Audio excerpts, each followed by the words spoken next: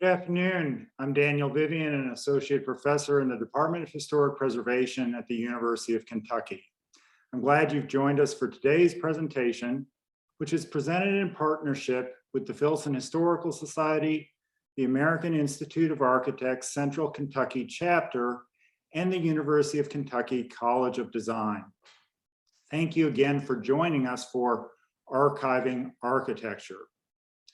The presenters you're about to hear from are all Central Kentucky AIA Filson Architectural History Fellows at the Filson Historical Society. This fellowship was conceived in 2018 as a way to help the Filson process its important architectural collections, to make those collections available to researchers, to stimulate interest in architectural history, especially that of Louisville and its immediate environs, and to provide students with meaningful professional experience. It is supported by a generous annual contribution from the Central Kentucky chapter of the AIA and the dedicated labor of Filson Historical Society staff, particularly Jana Meyer, the curator of collections, and Jeannie Cole, the director of collections access. Sarah Kelly, a Master of Historic Preservation student at the University of Kentucky, served as the inaugural fellow during the summer of 2018, and she continued working at the Filson part-time during the following academic year. Dylan Brewer, an undergraduate architecture student at the University of Kentucky, received the 2019 fellowship.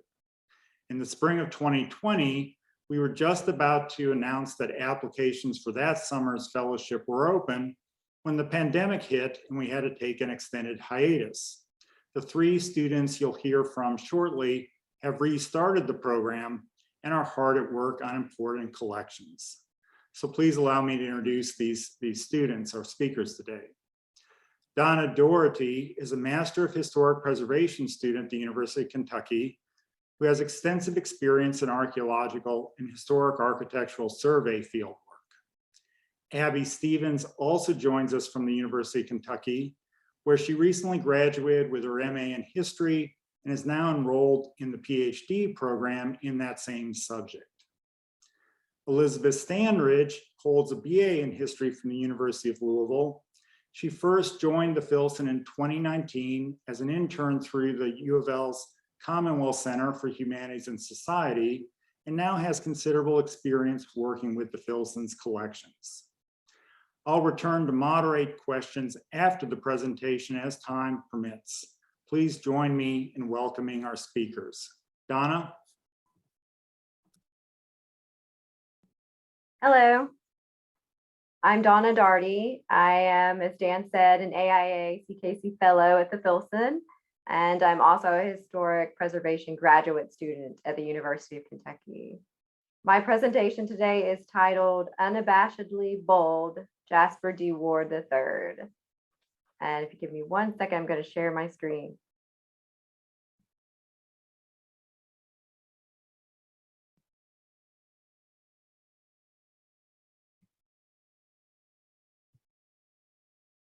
Jasper D. Ward III, a prominent architect in Louisville, was born on October 8th in 1921 in Flemington, New Jersey, to parents Jasper D. Ward II and Constance Vargas.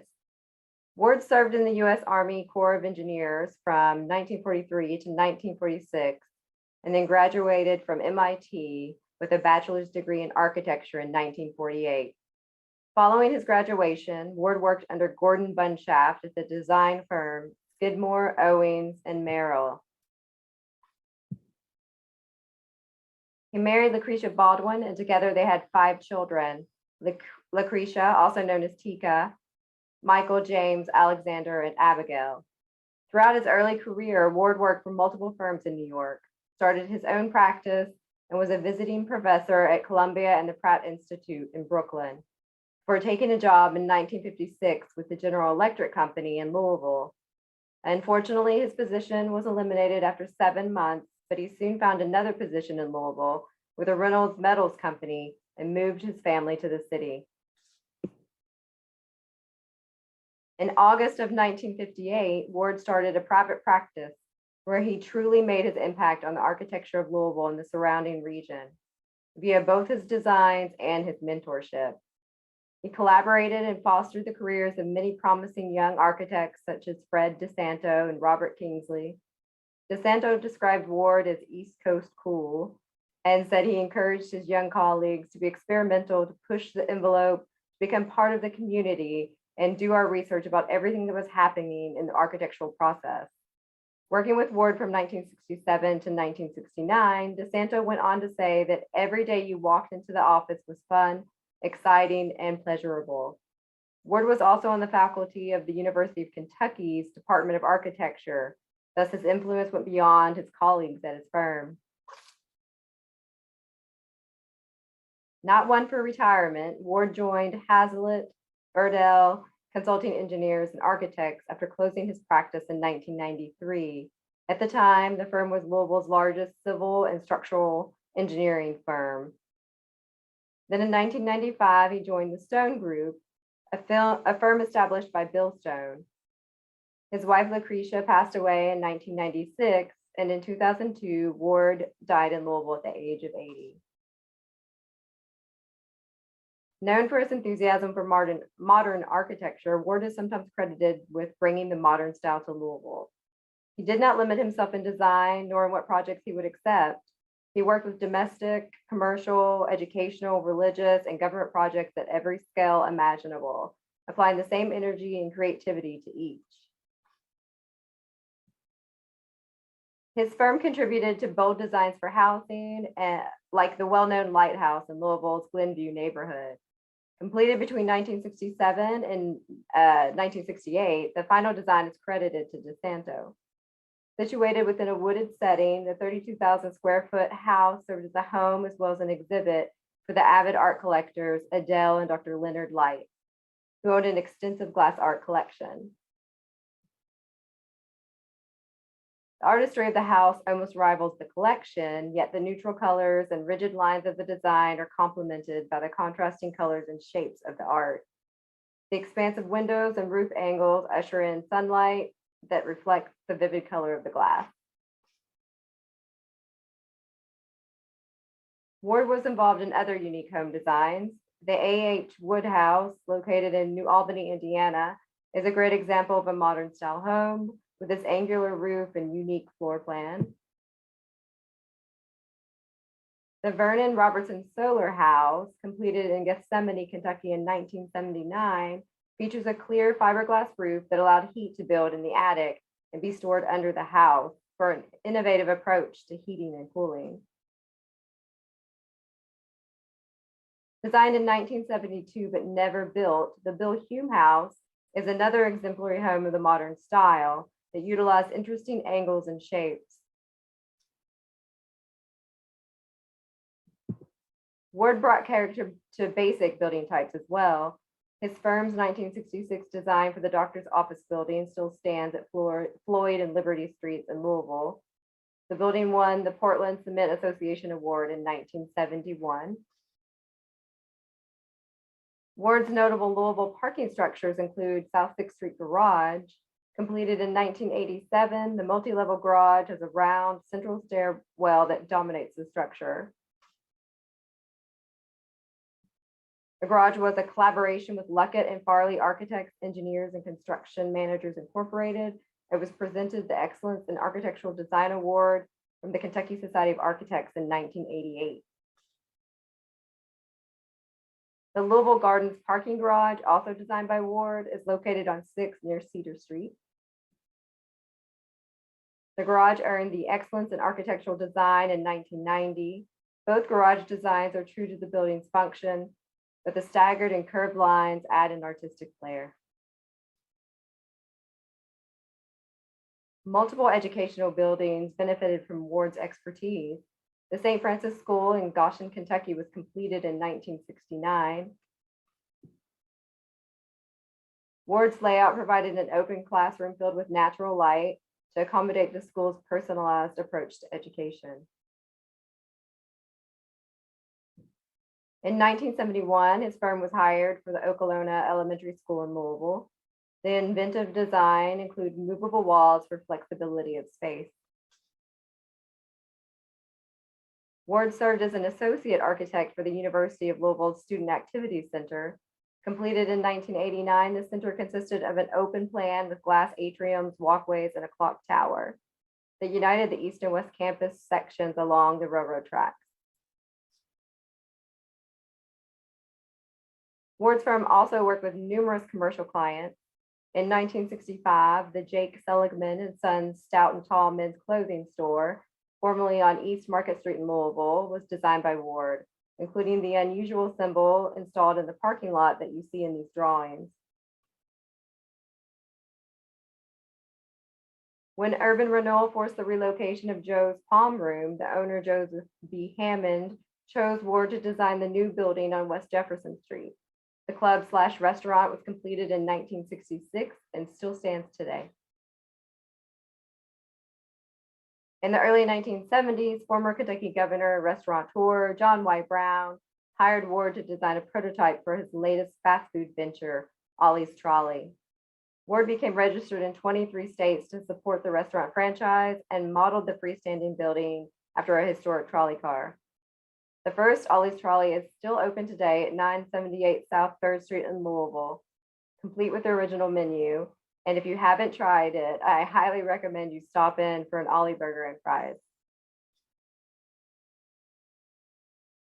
Ward is as well known for his unfulfilled projects as his completed ones.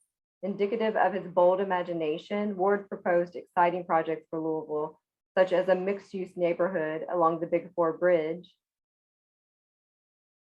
and converting Ballard Mill's concrete silos into a high-rise apartment. Although neither were ever constructed, they demonstrate his singular vision and his devotion to preservation. Ward believed buildings that are designed well command a higher resale price and are worth remodeling rather than demolishing. He went on to say that any structure which is standing and structurally secure should not be torn down because the energy needed to manufacture the building materials and erect the structure has already been expended, and that any self-respecting city should have an ordinance which states that no new building permits will be issued for a use which presently is available in unoccupied space in existing buildings. Ward was also a proponent of responsible urban planning, citing an undeniable connection between our state of mind and surroundings. Architecture affects our quality of life as well as our communities, and people must demand the best designers can produce. He practiced what he preached, serving as president of the volunteer group called Citizens Metropolitan Planning Council, also as the chairman of a committee for the Louisville chapter of the American Institute of Architects, and was a member of the Cornerstone 2020 group, which had a role in writing the Jefferson County's comprehensive land use plan. In 2013, the Filson Historical Society was chosen by Ward's children to house his architectural collections. The collection consists of hundreds of folders with thousands of documents, including items such as blueprints, drawings, sketches, notes, photographs, and magazine and newspaper clippings. For curation, one of the most difficult issues is one of space. For Jasper Ward's collection, the documents were numerous and many items were large in size. As a result, the first step was to find cases large enough to store Ward's documents. Although an empty map case was available, it was still too small to hold the whole collection. Thus, a major reorganization of the current collections was necessary. After contemplating the issue and discussing it with our librarian, maps located within a larger case were shifted into a smaller one to make room. This was a time-consuming extra step just to safely store the collection. The size of the collection also just made moving and sorting the material difficult, as the folders were large and cumbersome and often required two people just to handle them.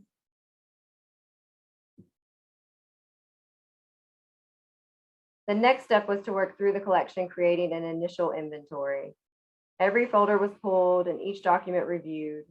The inventory recorded the project name, number, date, location, type of document, any additional significant information, and the drawer the document would be stored in. If multiple documents in a folder were associated with the same project, they were grouped together in the inventory. An important aspect of this process is removing extraneous materials. Are there duplicate materials? Is there material that should be stored elsewhere? For instance, are there personal photographs that should be curated separately? What conditions are the documents in? Is the condition too poor to keep? What will future researchers be interested in? It's important to become familiar with the architect and his work. What were their most notable projects, most obscure? Knowledge of their work will help recognize the most valuable items and help identify unlabeled documents. Sometimes the collection gives you a hint on what's important, but research on a person or architect firm is always necessary.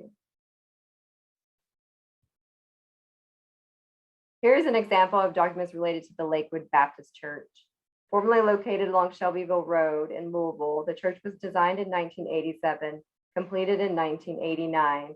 It was associated with a historic farmhouse. The church documents were scattered throughout one folder of Ward's collection. As you can see, the folder has drawings, sketches, photographs, and site plans. Some of the items are unlabeled, undated, and difficult to interpret, while others are detailed drawings. Duplicate items are present, such as multiple site plans. The sketches are interesting and provide a window into the creative process, but with hundreds of projects and thousands of documents in the collection, is it necessary to keep all of them? Discarding duplicates seems straightforward, but which of the site plans do you keep? The greater the respect for the architect, the more difficult it is to decide, but the reality is you can't keep everything. Space is always an issue, and a cluttered collection is less useful to a researcher. This is just the first stage in processing. Once the initial inventory is completed, the documents need to be reorganized. Some documents related to a project may be in multiple folders and need to be pulled, regrouped, and stored together. During this process, additional and essential items and duplicates may be identified, and the collection further reduced. Eventually, the collection is completely processed, organized, cataloged, and ready for the public to view. In doing the initial processing of the Jasper Ward's architectural collection, I had the privilege of seeing his and his firm's creative process up close. From the sketches and notes, you can get the feel of the collaborative effort, which led to many of his most notable designs. Ward's work was extensive as well as innovative. His mark on Louisville and the surrounding region is indisputable, from his lengthy career to his civic efforts. Yet more than anything, Ward's legacy lives on through his mentorship, a mentorship that continues today, as his work inspires current and future architects. With the initial inventory complete, the collection will soon be ready for the public, and future researchers will have the opportunity to become acquainted with the extraordinary Jasper Ward. I hope you enjoyed my presentation. Thank you for your time. I'm now going to pass you along to Abby for her presentation.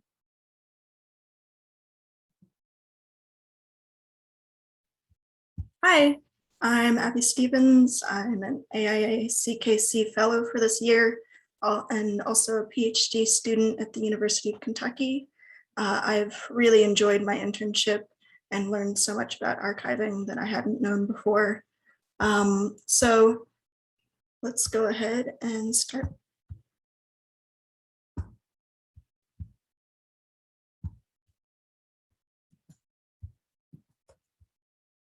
So my work on the Old Taylor Distillery collection was quite different from Donna's. I worked with her pretty closely and saw everything, all the beautiful things that Jasper Ward had produced. But this project was centered around a place. And more than that, a product. Bourbon is essential to Kentucky's history, and the Old Taylor Distillery has played a really important part in shaping that history. So, the Old Taylor Distillery was founded by E.H. Taylor. It was located on Glens Creek and the Versailles Pike in Woodford County, Kentucky. A distillery had existed on the site since 1816, so there's a long history in this place of bourbon distilling, but Colonel Edmund Taylor brought the property in 1887 and established the Old Taylor Distillery there. Taylor was a well-known banker and politician in Frankfurt, but he was also known as an innovator in bourbon distilling. He used copper fermentation tanks, state-of-the-art grain equipment, columnar stills, and a more efficient sour mash technique, all of which helped shape the bourbon and distilling industry today. Perhaps most important, he helped to pass the Bottled in Bond Act of 1897, which guaranteed that what a distiller said was in the bottle was actually what was in the bottle. Previously, bourbon had often been mixed with iodine, tobacco, and other substances, which were, not bourbon and also potentially dangerous to the consumer. So that was a really important step in food safety. So the Old Taylor Distillery itself was the first distillery in the United States designed and operated as a showplace. So it's really the first showplace bourbon distillery centered around tourism. And that's become common practice today. But it was really a new innovation at the time. It included a peristyle spring house, sunken gardens, stone bridges, gazebos, and castle-like buildings like the one you can see here. Taylor was so focused on giving his customers a great experience that he received the honorary degree of Master of Hospitality from 58 different colleges in 1917. However, the approach of Prohibition forced the distillery to stop production in 1917.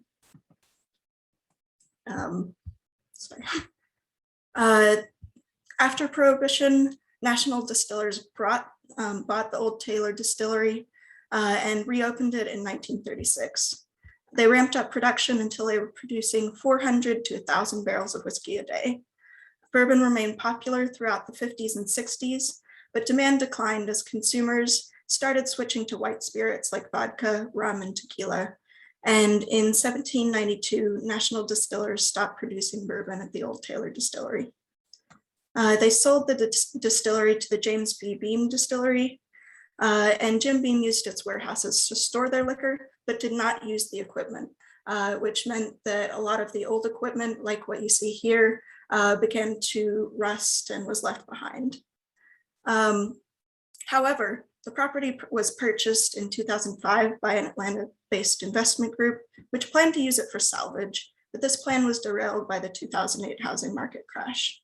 The Atlanta investment group then put the property up for auction in 2013, and it was bought by Peristyle LLC in May 2014. And they restored it to produce gin, whiskey, and vodka. It's been renamed the Castle and Key Distillery, and I believe they're about to start producing their first bourbon in correspondence with the Bottled in Bond Act nearly a century earlier. Just continuing on that Old Taylor tradition. So for the process of cataloging, I was really excited to get into this project because after working closely with Jana, our curator of collections, this was the first project that I really worked on, mostly by myself, mostly independently. Each accession is unique, but we follow a similar process each time. As Donna said, we survey what's there. I think of this as the exploration stage. I leaf through the drawings, I take some initial notes, and this first stage might be my favorite because it involves uncovering pieces of the past that people may not have seen since they were first produced. The second stage is organization. So for me, that involves way too many notes. And these are primarily to document what's in the collection and determine dates so that we can order the plans chronologically within the folders. It also helps with weeding out duplicates that architects often produce during a project, which would have been useful at the time, but aren't necessary for researchers. It's really helpful to just cut down on some of that clutter and make it more accessible to people. So in this case, there was an additional challenge. This binder that you see here was full of plans dating from the mid-1940s, but was rusting along the metal spine that you can see here. I've never really seen any kind of binder closed in this way, and it was impossible to get apart. Inside the covers, the rust had degraded so badly that it fell to pieces in my hands. And the pages were full of a weird kind of yellow dust, which looked kind of like pollen, but didn't smell like it. We're still not entirely sure what it was. We tried opening the binder several ways, including asking Heather, who is our resident unframing expert at the Filson, but none of us could get it apart. So finally, we decided that I would have to cut the pages out individually to make them accessible to researchers. Jana loaned me some fabric scissors that she inherited from her grandmother, and I spent most of the morning carefully cutting them out of the binder. Once this was accomplished, I separated the plans into 3 folders. Here's an example from folder 1, which shows the roof of a boiler house being constructed. So this is a very kind of utilitarian building, but you can see how much thought went into this process and the importance of constructing it correctly to the success of the business. This one from folder 2 shows the roof of the famous peristyle spring house, which is still located on the property. You can see it if you visit the Castle and Key Distillery. And that's a much more fanciful architectural project, which reflects E.H. Taylor's original vision of the distillery as a showplace in addition to a functioning company. So finally, here's a plan from the infamous binder, which was produced in 1943. And this, again, is a building that reflects the idea of the distillery as a showplace. It's the one that you see on coming in. It looks like a castle, and it really makes you feel like you're transported somewhere else, somewhere kind of fantastical, and really contributes to the appeal of the distillery itself.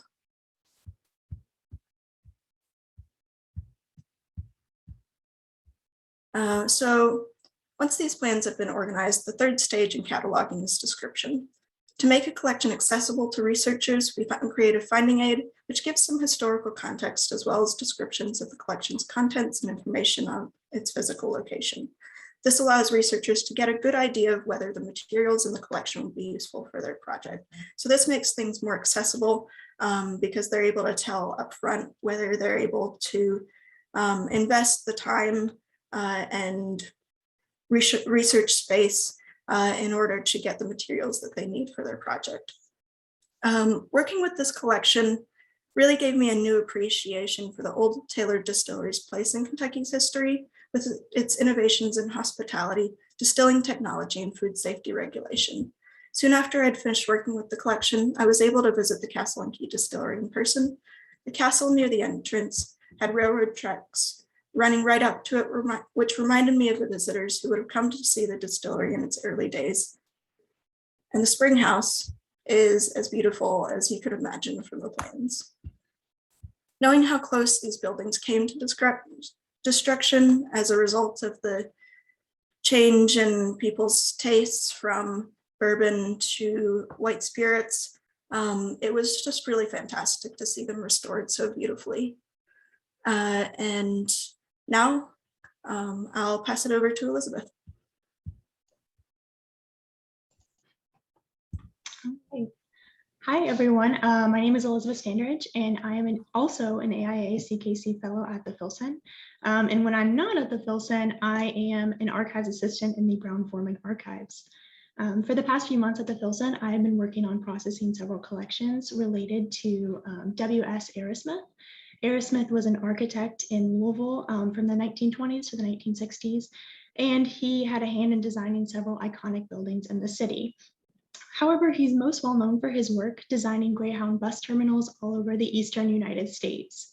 So today, first, I'm going to tell you a little bit about Arrowsmith's early career with Greyhound, and then I'm going to tell you a little bit about my own work processing collections at the Filson. So now I'm going to share my screen with you. Alrighty. So W.S. Arrowsmith was born in Hillsborough, North Carolina in 1898. In 1921, he graduated from the University of Illinois' architecture program, and shortly thereafter, he moved to Louisville and got an entry-level job at Brinton Beauregard Davis's architectural firm. And Davis was a pretty notable architect in his own right as well. So Arrowsmith spent about 2 years there, and according to his longtime colleague and friend Ed Baldwin, he was actually fired from Davis's firm, although it's not really clear why. But Arrowsmith later told him that this ended up being a sort of blessing in disguise, as it kicked him right upstairs, quote. After he was let go, he began to form some partnerships with architects in Louisville that ended up serving his career really, really well. So the first partnership he formed was with another Louisville-based architect called Herman Wishmeyer. And together they actually designed the Bowman Field Airport Terminal, which was completed in 1929, and a few other substantial projects that began to put Aerosmith's name on the map, so to speak. So by the mid-1930s, Aerosmith was pretty well established in this field. And in 1936, Fred Hoyt Ellswick joined the duo and formed Wishmeyer, Aerosmith, and Ellswick firm. So with the addition of Ellswick, the firm began to get some really big commissions, including the state of Kentucky prison and hospital complexes, which each consisted of over 20 buildings. So with these commissions, the men began to demonstrate their skill with handling really, really big projects that had a lot of technical requirements. So it was around this time that they also began to work with the Greyhound Corporation pretty regularly in a business relationship that would span several decades. So W.S. Aerosmith himself had some previous experience working with Greyhound, designing small post house restaurants for Southeastern Greyhound Company that sort of dotted the courses that Greyhound bus took between cities. But his design and construction of the Louisville Greyhound bus terminal marked the beginning of his career with the company in earnest. So around 1935, 1936, Aerosmith and his associates caught wind of Greyhound's plan to build a Louisville bus terminal, and they put together a proposal. His design for the Louisville Greyhound terminal was in the streamlined modern style that the company had employed before by other architects such as Thomas Lamb for terminals in New York City and Charleston, South Carolina. The style's defining features include a really strong horizontal influence, curvilinear lines, and rounded corners, which lend to the structure a sense of modernity and, oddly enough, speed as well, two characteristics that were really appealing for a rapidly expanding transportation company. So the use of the streamlined style for Greyhound's terminals wasn't really an innovation on the part of Aerosmith then. However, what was an innovation was Aerosmith's use of enamel panels on the entire north facade of the building. The panels were supplied by the Pierre McBride Company, another Louisville-based company that manufactured household appliances and other enameled equipment, and were Greyhound blue, making the building appear ultra-modern and really unlike anything else in the city. In fact, some thought the building was a little too modern and found the enamel panels kind of an odd choice for the entire building, including Aerosmith's friend and fellow architect Stratton Hammond, who described the building as, quote, gas stove architecture. Nevertheless, Greyhound was really thrilled with the final result, and it fulfilled all their technical requirements and reinforced this unified corporate appearance that they were trying to cultivate. The streamlined style and the blue exterior of the Louisville terminal were visually similar to the Greyhound Supercoach, which was designed by famed industrial designer Raymond Loewy, and that's what you see on the screen there. The Supercoach and the Louisville terminal were both completed in 1937. As Frank Rennick, author of the Streamline Era Greyhound Terminal states, quote, by integrating the style of its corporate architecture with its buses, Greyhound was boldly moving beyond the railroad and airline rivals and creating a unified public image. Although it could not mount as dramatic a demonstration of speed as the railroad and airline competitors were able to do, Greyhound could project the impression of speed and efficiency in its design motifs. So following the successful completion of the Louisville terminal in 1937, Aerosmith was retained by the Southeastern Greyhound Company as a consultant and continued to design dozens more buildings for the company in the coming decade. But as the Greyhound Corporation rapidly expanded, they also continued to hone this corporate image. And as a result, Aerosmith's subsequent terminal designs continued to evolve slightly as well, with the changing aesthetic preferences of the brand. So with the new decade, the brand began moving to a more subdued style.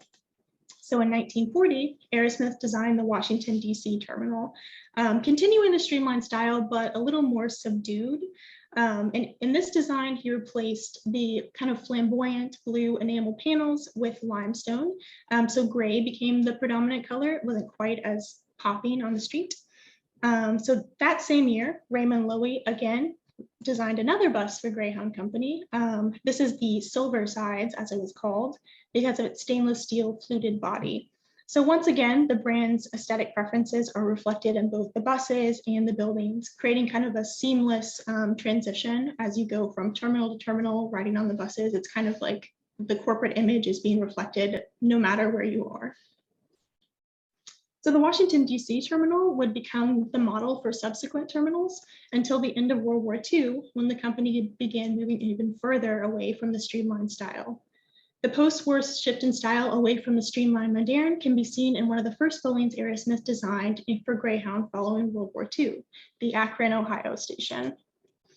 So as you can see here, the design has its roots in the streamlined style, but the defining features such as the rounded edges of the building employed in previous designs are no longer present. So it's not immediately recognizable as streamlined of the past decade. So after this, Aerosmith continued to work with Greyhound in some capacity until about 1958. So in total, he designed about 60 buildings for the company. So now I'm going to tell you a little bit about my own work processing collections at the Filson. Donna and Abby did a great job going over the process, so I'm only going to touch on it a little bit. But my work was a little bit different from theirs in that they mostly work with architectural drawings, whereas I worked with a lot of related collections that come in with architectural drawings, but are separated out due to format. So I worked with photograph collections and papers that included correspondence, and other kind of related papers that aren't quite as large as architectural drawings, and also some AV material as well. So one of the first collections that I worked with was the W.S. Aerosmith photograph collections, which are actually personal, like family photos of the architect.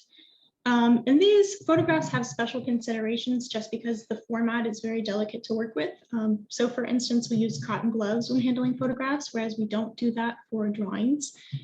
And they're also particularly fragile material is put in mylar sleeves, so it can be handled without damaging the emulsion layer by the oils on our skin. Other material that I worked with included the Frank Rennick papers and audiovisual material. Frank Rennick, as I mentioned a little bit in my presentation, actually was an author who created a biography of Aerosmith and detailed his work with Greyhound, which hadn't really been done too much before. So we have all his papers at the Filson as well. And then Edward Baldwin was a structural engineer who worked with Aerosmith throughout his career for several decades. So yeah, so my process was pretty similar to Donna and Abby's. When material first comes in, you go through it and do research on people who are present in it, so you can begin to get an understanding of what exactly it is that you're looking at. And then after that, you want to go through and make sure that papers are in good order for researchers in a way that makes sense. For me, these papers came in with original order pretty well intact, so I wanted to make sure to preserve that. So it was mostly just a rehousing project, and then from there creating finding aids and catalog cards, which are then placed on the Filson's website so researchers have access to this material. So if you're interested in seeing what we have at the Filson or any of the collections that we've talked about today, you can do so by going on the Filson's websites and clicking on resources, and that will get you there. So now I'm going to hand it back to Dan, who will take us to questions. Well, thank you for these three wonderful presentations. They were each really, really interesting. And as somebody that knew a little about each of those architects, but hasn't had the pleasure of looking through these collections, this makes me want to spend time at the Filson looking through the materials you've processed, and it's really, really wonderful. Again, if you have questions for either Donna, Abby, or Elizabeth, please put them in the chat. Elizabeth, or Abby, excuse me, first, we have one. Somebody mentions you've also worked with records of another distillery, the Yellowstone Distillery. Can you speak a little bit about that project and what it was like to work on it? Yeah, so that was a really interesting experience. That was actually the first collection that I worked on with Jana. So that was really kind of a learning experience because it was the first one. So really figuring out how to figure out the organization, I think, was the most challenging part. And this was also kind of a complex collection because it spanned 1936, I think, to the early 90s. So there was a lot in there, and it was mostly in a lot of different architectural styles. They kept adding new things onto the property. There was a long series of correspondence, basically arguments with the railroad company nearby about who had the land and who had the border. So they essentially just kept running out of space. And so they would add new buildings. They try to expand their holdings. This was especially reflected in the site plans. They were updated over and over and over. So one of the challenges there was deciding which of the site plans to keep. I think Donna mentioned that as well. Whereas the Old Taylor Distillery was much more straightforward. It had kind of a concrete vision of what it wanted to be, and that developed over time. So you see that with the Peristyle Spring House, with the castles, and the way that that was also incorporated into the boiler rooms, that kind of thing in terms of the business. So it was an interesting experience seeing the differences between those two businesses, even though they both produced bourbon and both had a pretty important impact on the future and present of the bourbon distilling industry in Kentucky. You may have said this, but if you did, I missed it. Where was the Yellowstone distillery, or is it still standing? It is not still standing. It was located in Shively, like just south of Louisville. So it had a pretty good access to a large population center, which the Old Taylor didn't necessarily. But the Old Taylor, I think, had a little more prestige and had influence in that way. Great. Well, thank you. Elizabeth, are any of the terminals that Aerosmith designed still standing? And if you know of those that are, where are they located? Yeah, definitely. So unfortunately, the Louisville station that I mentioned a lot on 5th and Broadway is no longer standing. So that one was demolished in 1970, but some are, including the Evansville, Indiana one is actually on the National Register of Historic Places. And that was one of them that he did employ the use of blue enamel panels. So that would kind of give you a sense of what the Louisville one would have looked like in all its glory. And that one is kind of developed a new life in a sense, in that it's no longer a Greyhound terminal, but it's now a restaurant as well. So a lot of these that are still standing have kind of taken on a second life, so to speak, including the Washington, D.C. Greyhound terminal, which is also still standing. And that one was restored in the 1980s to 1990s. And actually a 12-story building has been built on the back of it. So it now is kind of like the lobby for a larger building as well. So it's preserved, but it's taken on kind of a new era, so to speak. Mm-hmm. So that's great and really interesting. It makes me want to go to Evansville. Interestingly enough, when I worked for the National Register of Historic Places, our offices were about a block northwest of that Washington, D.C. station. And so I know that building very well. And it's interesting how they incorporated it into that larger structure and made it, really the main entrance, which, we can debate in terms of preservation theory and philosophy, but it draws your attention really well. And there's no question as to where the entrance is. And it's an interesting transition, I think. So thank you. Donna, with the Jasper Ward collection, what was the most challenging aspect of the processing or getting started with the collection? What did you find particularly difficult with it? So with starting the collection, I have to say that the most difficult or the most challenging part of it was the size of it.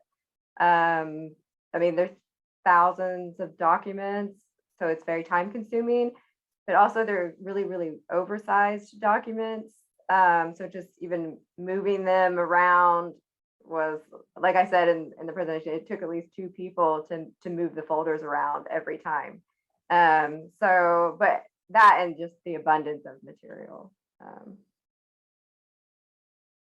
Well, let me ask a question for all 3 of you.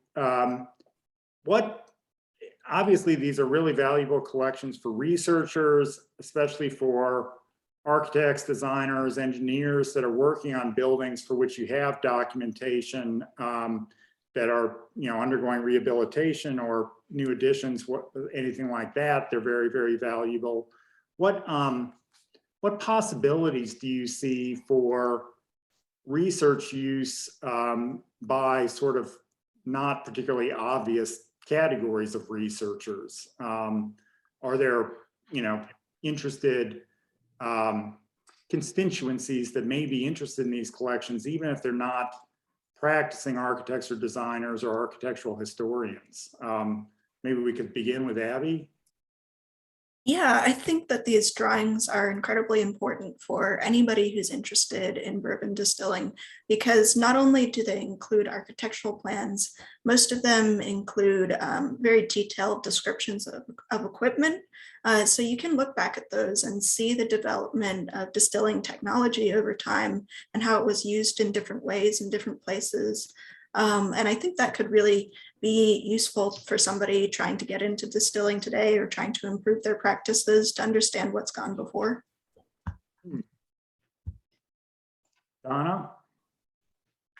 I could see his collection is so extensive. There's so many applications for someone outside of architecture.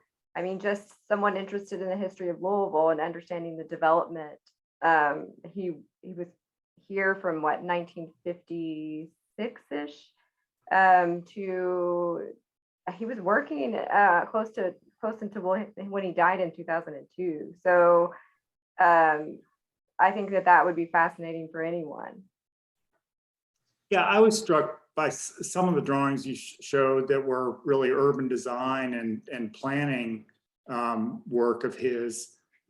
He was here during the era where downtown really declines because of suburbanization and out-migration of buildings or businesses, as well as residents from near-in neighborhoods. And, I know from my own research, that's the era when not only urban renewal happens, but there's endless proposals about how to revitalize downtown, how to bring shopping back or keep the shopping that the retail stores that we have. And so that material struck me as being really germane to those discussions and not material that I'd seen before. So that strikes me as really a potentially rich source for that sort of discussion. Yeah, and he's very opinionated about it. So so it would be fun to study. Great. Elizabeth? Yeah, so a lot of the manuscript collections that I worked with, such as Ed Baldwin's collection and W.S. Arrowsmith's photograph collection, had a lot of different, elements to them. So I chose to focus in really on the Greyhound work, just because that's what Arrowsmith is most well known for. But he also, was a member of the Civilian Conservation Corps during the 1930s. So he was involved in building projects near Lexington, Kentucky. And also he served in World War II as well. So he was in Italy, and he has a lot of, drawings of like ruins and soldiers and things like that you wouldn't necessarily associate with an architectural collection. So there's a lot of different elements, and I think potentially interesting angles to approach these collections as well. So yeah, I think there's a lot for the public to be interested in beyond architecture, if you're not bringing into it an architect's perspective as well. Well, I'm very excited we're doing this session. I know how valuable these fellowships have been to Sarah Kelly and Dylan Brewer, the two students that held them before the pandemic. And so it's very exciting and very interesting to see what you're working on, and to actually have three of you working at the same time and making progress with some large and important collections. Since Jana Meyer's with us, I might ask, what are other major collections that are sort of priorities for the Filson in terms of architectural materials? What still needs to be done in the near term? And, since I've been tantalized by everything we've seen today, do you have any plans to exhibit some of these materials somewhere, or have you talked about any of those possibilities? I mean, it seems to me there might be some really interesting opportunities to showcase not just collections, but also prominent and underappreciated Louisville designers that the public would be interested to know about? Sure. Thanks so much for those questions. Those are some things I'd love to talk about. For those of you who don't know me, my name is Jana Meyer. I'm an associate curator of collections here at the Filson, and I've had the pleasure of working with these 3 students this year.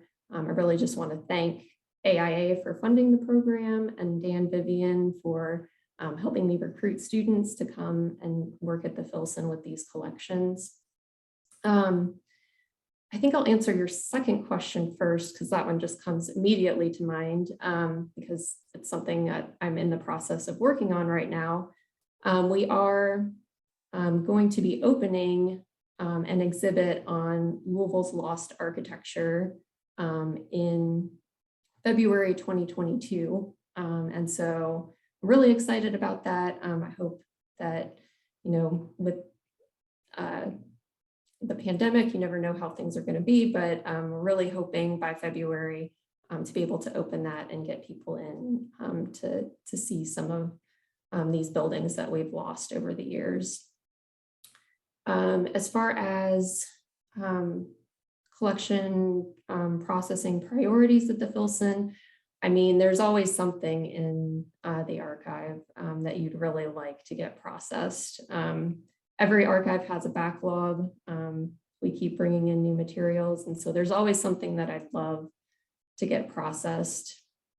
One of my top priorities right now, after we finish Jasper Ward, because that one has, been, it's such a massive project that I've really wanted to tackle that one for a few years now. So after that one's complete, the next one that's really at the top of my list is Erasmus Firm. Donated a large collection of his drawings. And so Elizabeth talked a little bit about the Greyhound bus station here in Louisville. So we got plans for that station, but then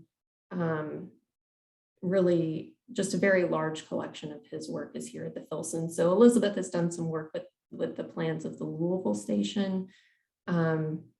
But we have so many more that I would love to process and get those available to the public. Fantastic. Well, I think this has been terrific. And again, I was very, very excited to see these presentations and get a taste of what the 3 of you have been working on. I want to reiterate how important these opportunities have been for the students who've worked on them. And like Jan, I want to express my thanks to the AIA for supporting this initiative. And thank you, Jan, and your colleagues for making this possible and overseeing the work.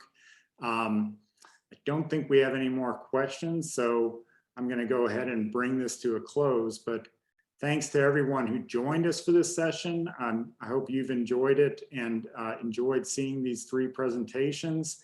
And have a good afternoon.